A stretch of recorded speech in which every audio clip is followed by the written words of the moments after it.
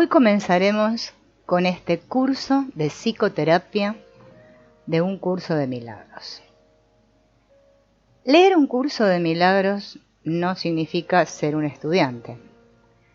Llevar a la práctica la filosofía del curso día a día, vivir con y para el espíritu y compartir todo lo que se va integrando es ser un estudiante que inevitablemente se convierte en maestro. Por eso es importante comprometernos a despertar y sentir la paz en nosotros mismos, porque la paz es la puerta al amor. Todo tiene una causa, que es en un alto porcentaje inconsciente, y el efecto es lo que vivimos o lo que creemos vivir.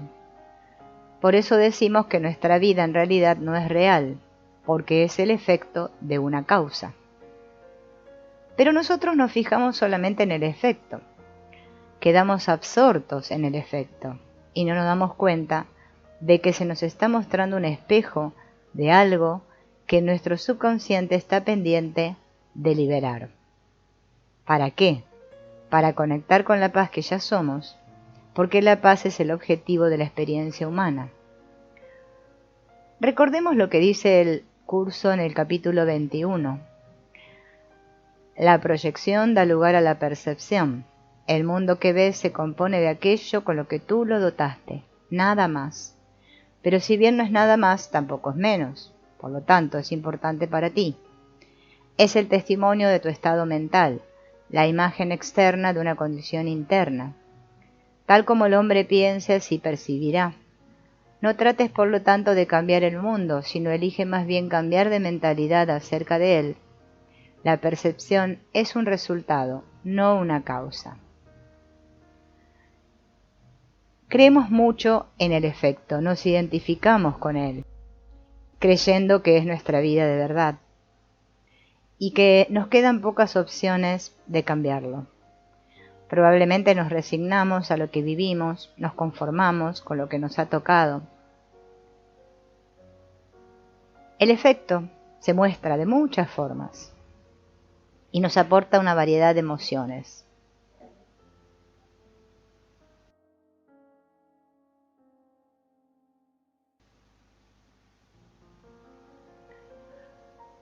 Si sabemos y nos comprometemos a gestionar nuestras emociones, podremos comprenderlo y conectarlo con la causa y trascenderlo, al efecto.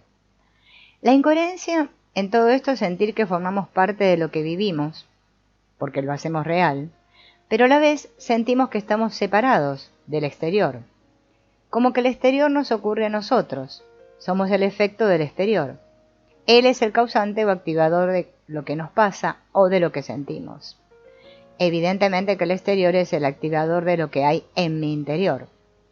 Si pudiéramos aceptar que lo que vemos y vivimos es nuestro y nada más que nuestro, sin pretender luchar contra ello, sino aceptándolo, podríamos hacer un trabajo interno de limpieza de todo lo que hemos acumulado sin saber hacerlo mejor. Descongestionaríamos nuestra mente del infierno en el que permitimos que viva, y estaríamos caminando ya por el sendero de la paz. ¿Por qué decimos que permitimos que viva nuestra mente en ese infierno? Porque aún no nos hemos comprometido realmente en priorizar la paz. El infierno es un estado mental creado por los juicios, sentencias y decretos que hemos dado por válidos y reales sobre lo que hemos vivido y seguimos viviendo.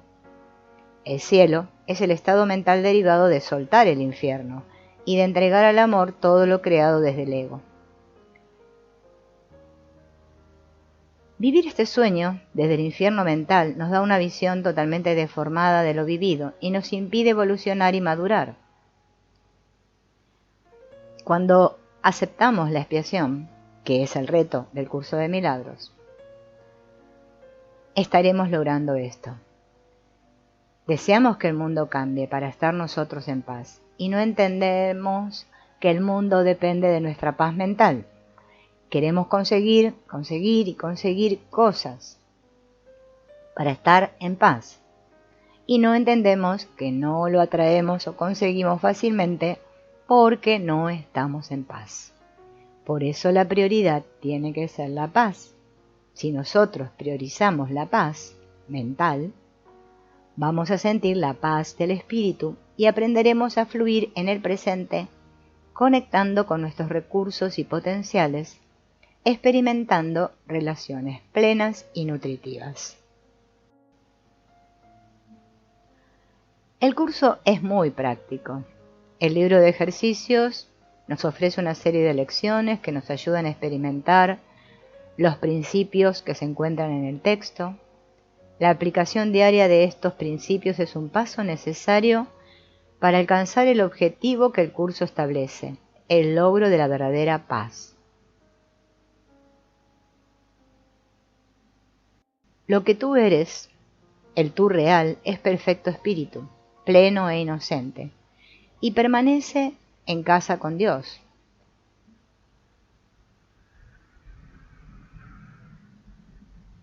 Solo estamos soñando un sueño en el que vivimos en un mundo de tiempo y espacio, y llegamos a identificarnos tanto con nuestras historias que olvidamos de dónde vinimos y quién nos creó.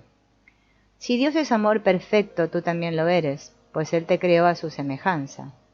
No puede haber nada fuera de este amor, pero puede existir la creencia de que hay algo más. El curso nos ayuda a entrenar la mente para que piense como piensa el espíritu, que solo conoce el amor, la inocencia, la plenitud y la alegría.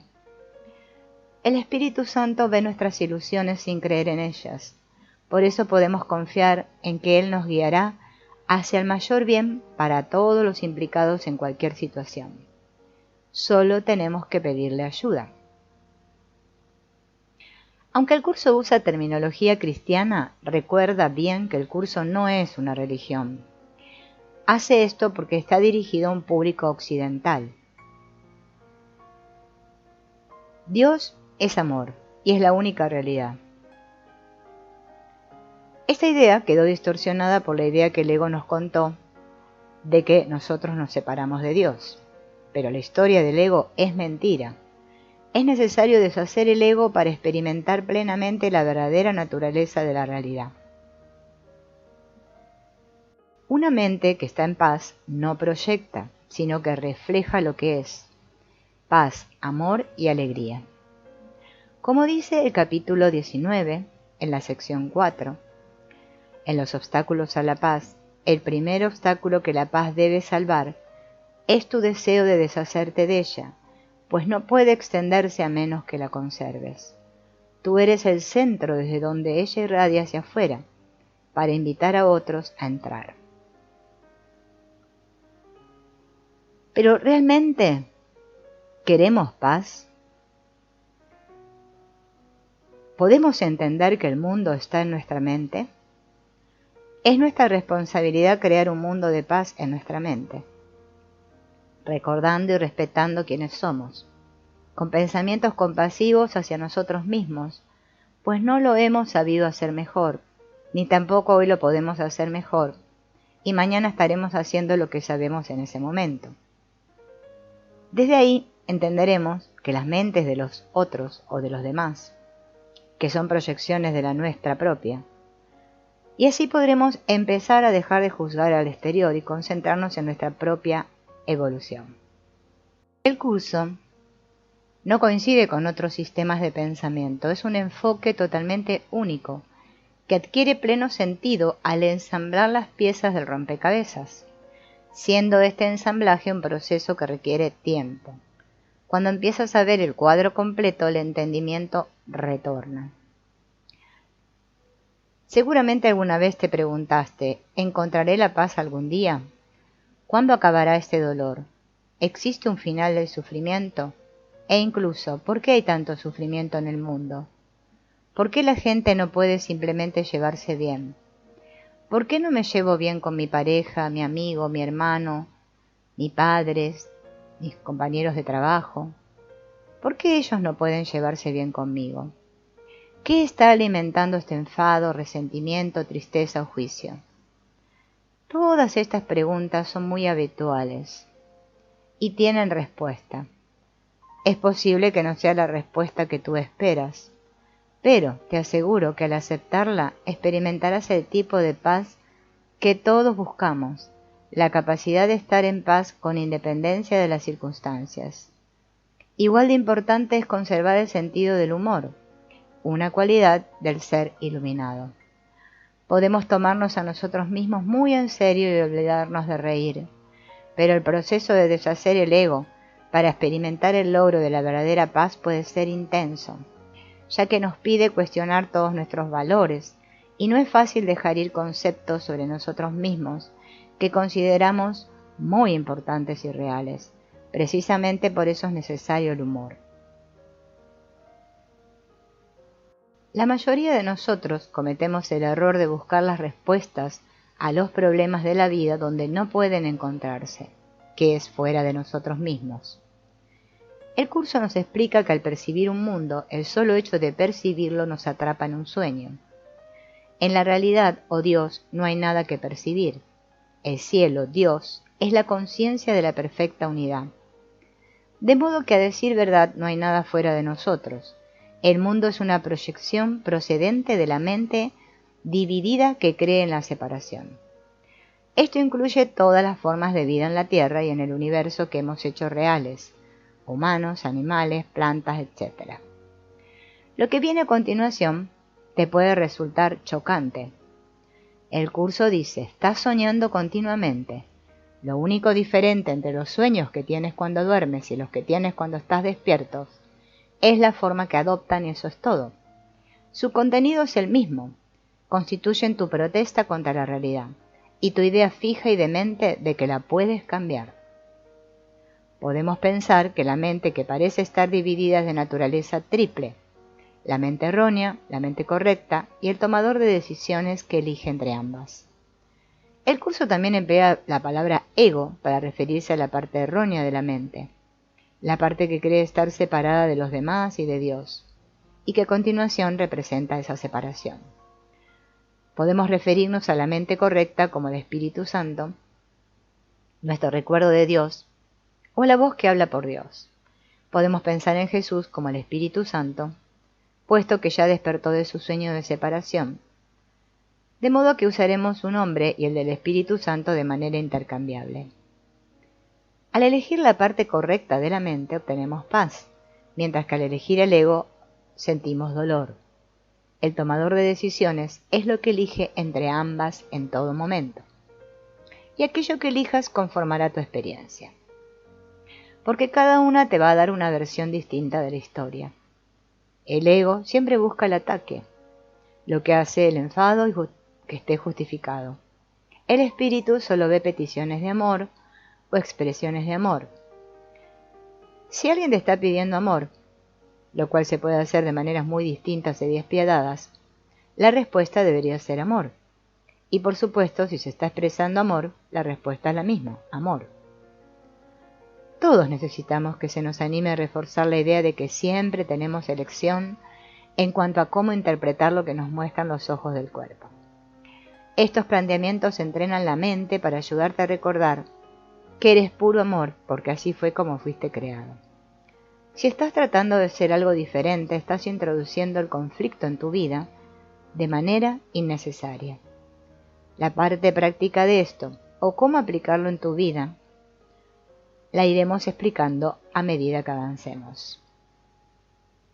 Claro, no tienes que convertirte en un felpudo y dejar que la gente te pisotee.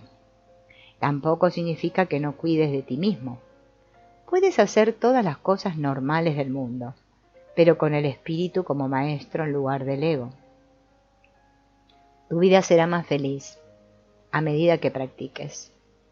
Así, si el mundo, que parece muy real, es un sueño, y Dios es la única realidad, ¿cómo vinimos aquí supuestamente? Esto es lo que el curso nos pregunta. ¿Quién es el tú que vive en este mundo?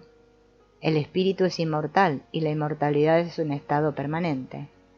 El espíritu es tan verdadero ahora como siempre lo fue, y lo será siempre, ya que no entraña cambios de ninguna clase. No es un continuo ni se puede entender tampoco comparándolo con un opuesto. El conocimiento nunca admite comparaciones. Esto responde a la pregunta de aquellos que no están seguros de si Dios creó el mundo o no.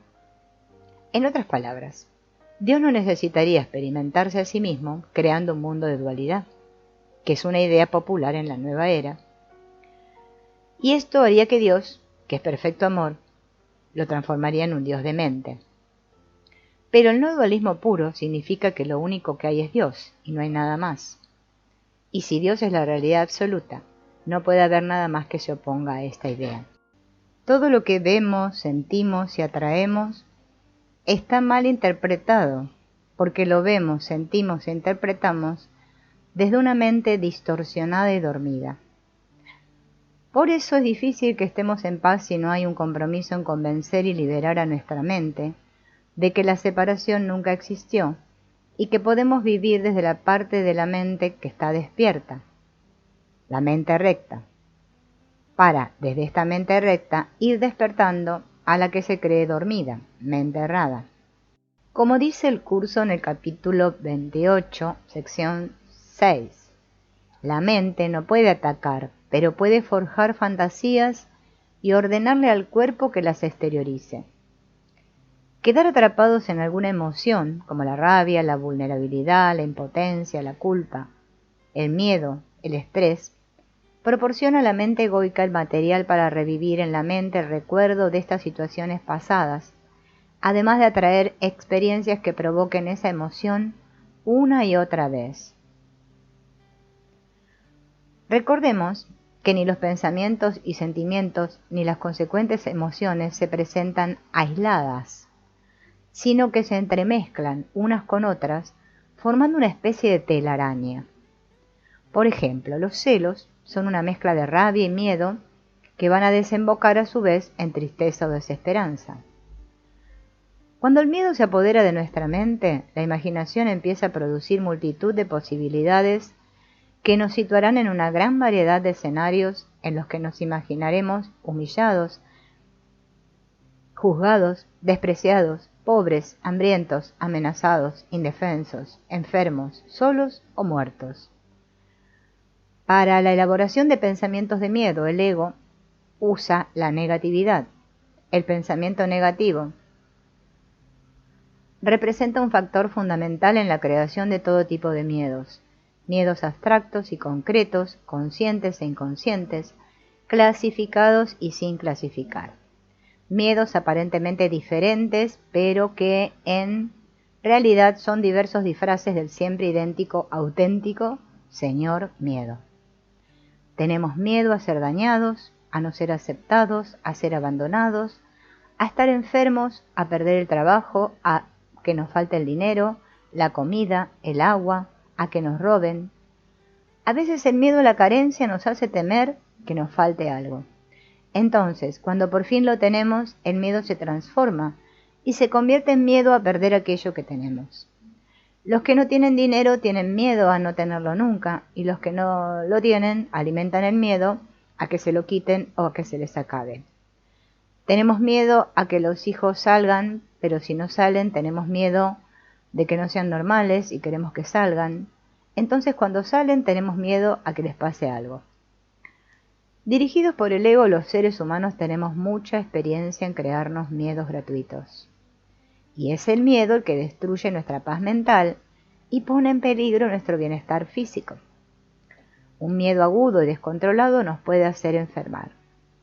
Las emociones que se relacionan con un miedo agudo son la ansiedad, la angustia, la depresión, la hostilidad y la desconfianza. Todo ello acompañado por una fuerte tensión nerviosa. La ansiedad es una emoción muy destructiva. Una de las formas más extremas de esta neurosis es calificada de crisis de ansiedad. En esos casos, la ansiedad alcanza tales proporciones que se transforma en pánico. La angustia también es una crisis aguda de miedo. Este miedo agudo e incisivo, a menudo infundado, hace sospechar la amenaza de un acontecimiento necesariamente desagradable y horrible, suspendido sobre la cabeza de la persona como una espada de Damocles, dispuesta a fulminarla en cualquier momento. Esta espera del desastre resulta insoportable para el equilibrio psíquico. El miedo a la enfermedad, como todos los miedos, puede proyectarse en nosotros o en nuestros seres queridos. Podemos cuantificar el efecto de este miedo por la cantidad de medicamentos consumidos cada año por los seres humanos, que se traducen en mucho dinero. Uno de los miedos más comunes es el miedo a la carencia, el miedo a la insuficiencia, a no tener lo necesario, el miedo a que falte tiempo, junto con el miedo a la propia incompetencia, son la causa de la pandemia que azota a los países productores de dinero, el estrés laboral. Muchas enfermedades están directamente vinculadas a la ansiedad producida por el estrés, principalmente las enfermedades del corazón, las migrañas, los problemas digestivos, depresiones, insomnio, etc. A menudo detrás de este miedo se oculta el miedo al fracaso, pues la inseguridad no está provocada únicamente por el miedo a que el dinero le falte, sino por el miedo a que los demás dejen de valorar a la persona, a que dejen de quererla o la rechacen. A veces el miedo de una persona a ser rechazada puede ser tan fuerte que la incapacita para amar y crecer en el amor, porque está convencida de que tarde o temprano será rechazada. Todos queremos amar y ser amados, sin embargo el miedo nos impide disfrutar del amor. Por eso, lo opuesto al amor no es el odio, sino el miedo. El miedo nos impide amar incondicionalmente. Tenemos miedo de que si amamos mucho se aprovechen de nosotros, o que no nos respeten. Todos los sufrimientos se deben al miedo. La rabia, la ira, la cólera, la hostilidad, el ataque, son mecanismos de defensa ante el miedo. Una fuerte ira puede reprimir la sensación de miedo. Arropada por la rabia, una persona furiosa puede atacar al que teme. El miedo solo se neutraliza con fe, una fe firme y profunda, enraizada en el convencimiento de que el amor de Dios dispone que todas las cosas obren siempre para nuestro bien. Una fe firme, fuerte y libre de toda expectativa para que cuando la voluntad de Dios no coincida con la nuestra, no caigamos en el miedo más loco de todos y el preferido del ego, el miedo a la voluntad de Dios. Con respecto a cómo llegamos aquí, el curso dice que una diminuta y alocada idea, de la que el Hijo de Dios olvidó reírse, se adentró en la eternidad donde todo es uno. A causa de su olvido, ese pensamiento se convirtió en una idea seria, capaz de lograr algo, así como de producir efectos reales, entre comillas. Juntos podemos hacer desaparecer ambas cosas riéndonos de ellas y darnos cuenta de que el tiempo no puede afectar a la eternidad. Es motivo de risa pensar que el tiempo pudiese llegar a circunscribir a la eternidad, cuando lo que ésta significa es que el tiempo no existe. Esta declaración nos señala que la causa de todas las ideas y conceptos que hemos construido y que parecen dar realidad al tiempo, como atacarnos unos a otros, ver a los otros como enemigos y pensar que nuestras mentes están en los cuerpos, en realidad son resultado de la creencia de que estamos separados de Dios. Esto nos hace sentirnos culpables y por eso creemos secretamente merecer un castigo. Proyectamos sobre Dios la creencia de que es vengativo y que volverá para castigarnos por nuestro pecado, pues pensamos que realmente hemos pecado contra Él. Este puede ser el origen de la desafortunada frase, una persona temerosa de Dios, que en general hace referencia a alguien que cree en Dios. Es importante recordar que no es necesario temer a Dios, pues Él no sabe nada del miedo. Él no lo creó. Él es amor perfecto, y tú también. De modo que el mundo que vemos es una proyección de algo terrible que creemos haber hecho a Dios. Abandonarlo y sustituirlo por un mundo mejor que reemplaza el reino de los cielos. Esto no significa que realmente seamos culpables. Tal como a los niños les gusta moverse su aire creyendo que lo saben todo y después se pierden, nosotros somos esos niños. Nos alejamos inocentemente de nuestro verdadero hogar, pensando que lo sabíamos todo, para que más tarde pagáramos el precio de sentirnos separados, solos y atemorizados. En el capítulo 5, sección 6, habla acerca de la culpa y dice: los sentimientos de culpabilidad son los que perpetúan el tiempo, inducen miedo a las represalias o al abandono, garantizando así que el futuro sea igual que el pasado. Todos tenemos nuestras debilidades y nuestros defectos.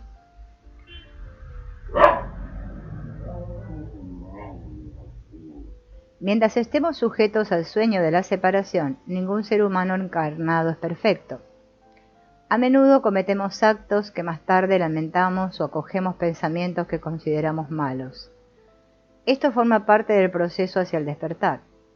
Utilizar nuestros errores para juzgarnos y culparnos es otro truco del ego para hacernos temer a Dios. Algunas personalidades fuertemente influenciadas por el especialismo encarnan un ego demasiado altivo o exigente, que las hace sentir muy culpables por sus errores porque necesitan demostrar que son perfectas. Hagan lo que hagan y sean cuales sean los resultados, jamás se sienten satisfechas, porque siempre se están concentrando en lo que podrían haber hecho y no hicieron, o en cuál hubiese sido el resultado perfecto de dichos hechos. Entonces se autojuzgan continuamente, lo cual les lleva a seguir alimentando su culpa, que indefectiblemente las conducirá al castigo o a sentirse víctimas de su incapacidad para manifestar la perfección que su ego requiere. Si el miedo se sustenta de la negatividad, la culpa se alimenta del victimismo. La culpabilidad es una de las máscaras preferidas del victimismo, pues lo podemos utilizar para culparnos a nosotros mismos o para hacer que los demás se sientan culpables ante nosotros. Bajo la influencia del victimismo, podemos desarrollar mecanismos autodestructivos que justifiquen un permanente autoboicot en nuestras vidas, en cualquiera de sus áreas, salud, dinero o relaciones, para poder seguir creyendo que somos víctimas de la vida, de las circunstancias o de los demás, y que un poder externo a nosotros es quien tiene el mando de nuestro éxito o felicidad. Cada vez que el dolor de la culpabilidad parezca atraerte, recuerda que si sucumbes a él estarás eligiendo en contra de tu felicidad y no podrás aprender a ser feliz. Con dulzura, aunque con la convicción que nace del amor del Padre y de su Hijo, repite para tus adentros lo siguiente: quiero aceptar mi inocencia poniéndola de manifiesto y compartiéndola.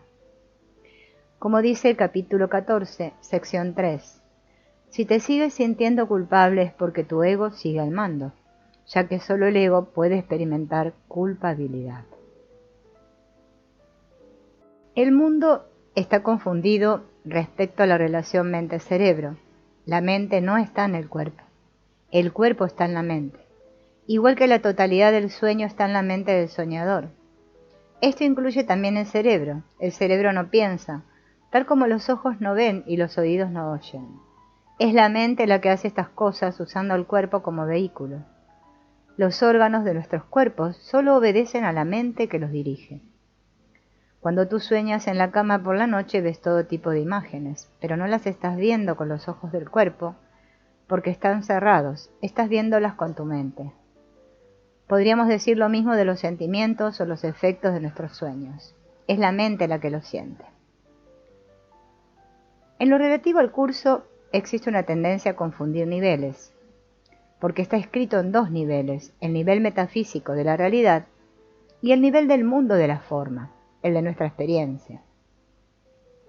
Así que cuando leemos que el cerebro, los ojos y los oídos no hacen nada, eso no significa que no nos cuidemos a nivel corporal. Solo significa que en relación a cómo piensas con respecto a ti mismo y al mundo, mantienes una perspectiva de la realidad que te lleva a ser la causa de tu experiencia. De modo que no tienes que vivir tu vida siendo un efecto del mundo. Esto te permite controlar cómo te experimentas a ti mismo y cómo experimentas el mundo. Si estamos viviendo un sueño, podemos cambiar de parecer con respecto a dicho sueño. El único poder verdadero que tenemos en este mundo. Cuando pasas de sufrir los efectos de tu sueño a ser su causa, estás ubicándote en una posición de verdadero poder y ya no tienes que ser víctima de las imágenes que ves.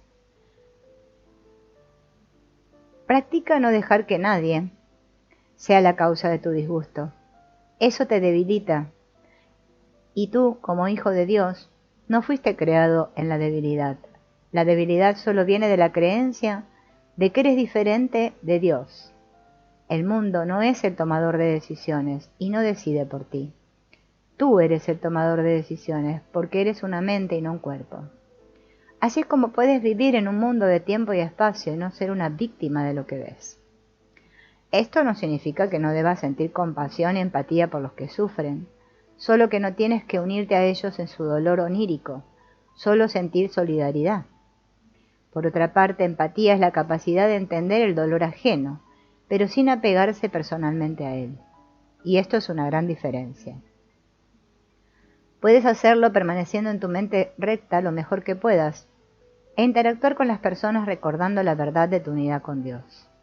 Esto quiere decir que es sabio seguir las leyes básicas de la naturaleza, que se nos dan en el mundo. Es de sentido común, pero no tienes por qué dejar que estas leyes dicten cómo te sientes. Aprende y confía en que a un nivel superior, en realidad, operamos bajo las leyes de Dios o la ley del amor. Entonces, el objetivo del curso es lograr la paz verdadera. Esto significa que estás en paz independientemente de las circunstancias. Desde la perspectiva del curso, si el mundo es un sueño, ¿por qué una parte de él parecería más difícil de superar que cualquier otra? A menos que tú la estés haciendo real. En otras palabras, dentro del sueño no hay una jerarquía de problemas. En realidad ninguno de ellos es cierto.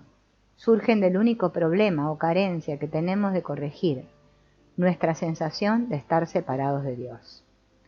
Por supuesto, hace falta práctica para pensar así de verdad, mucha práctica. Todos los contenidos del sueño entran dentro de una misma categoría. Todos son falsos. Todo forma parte de una película que ya ha sido rodada.